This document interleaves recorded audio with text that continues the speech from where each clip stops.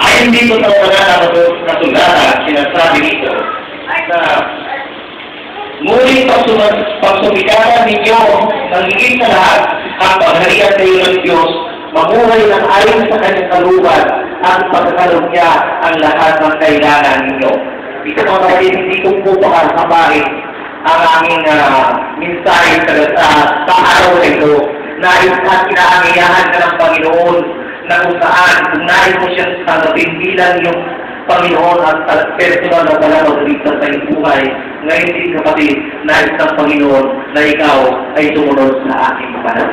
Kasabayan mo, kasabayan mo. Panginoon, ang kapatid ko na ito, hindi ko man siya nakikita.